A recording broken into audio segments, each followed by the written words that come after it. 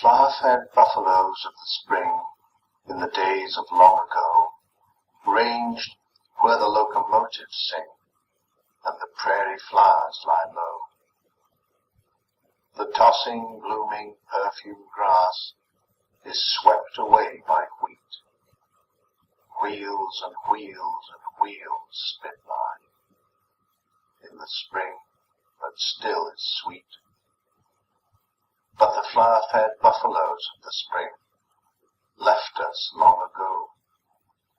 They go no more, they bellow no more. With the black feet lying low, with the poor knee lying low.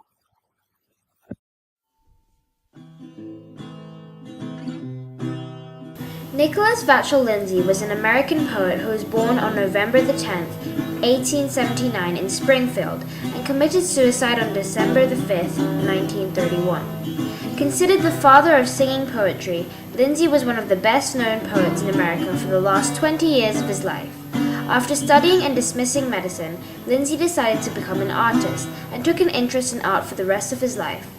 He began writing poems to sell for food and lodging and traveled many miles on foot from state to state until he became well known.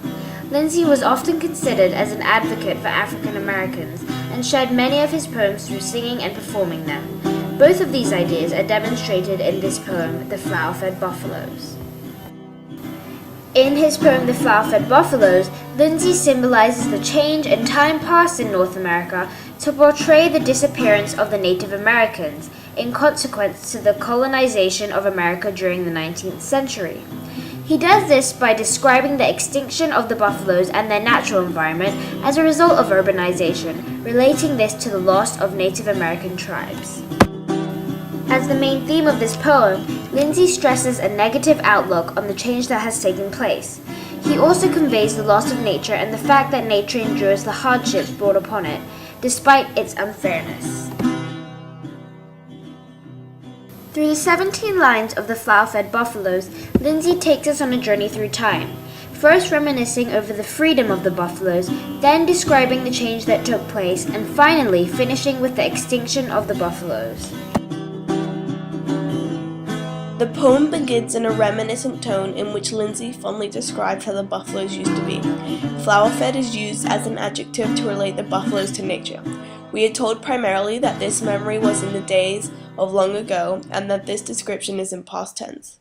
Through Lindsay's use of visual imagery, a strong sense of freedom to describe the life of the buffaloes is conveyed through verbs such as ranged and tossing.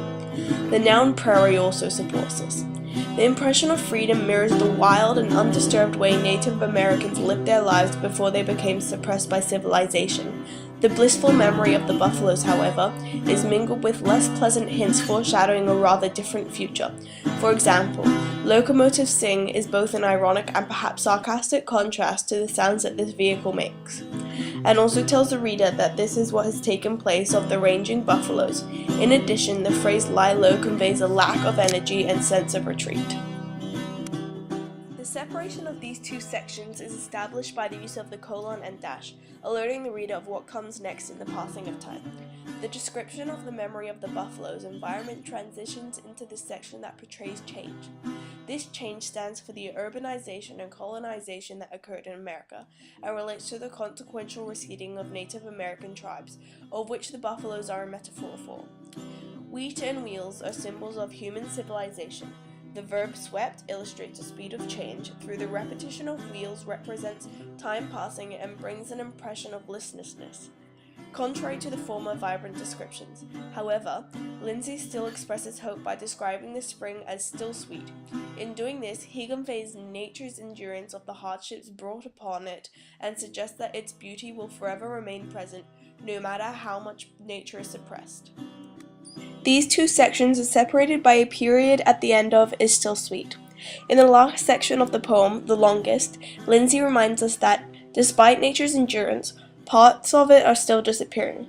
He uses the extinction of the buffaloes to convey this message by stating that they left us long ago. The verbs used to describe the buffaloes' actions are a sharp contrast to the former verbs used to describe them. Gore and bellow are verbs that describe cries of pain, and trundle suggests the animals being attached to a cart. which illustrates confinement and captivity. These oppose the earlier sense of freedom. The repetition of "no more" emphasizes the fact that the buffaloes are gone and no longer exist.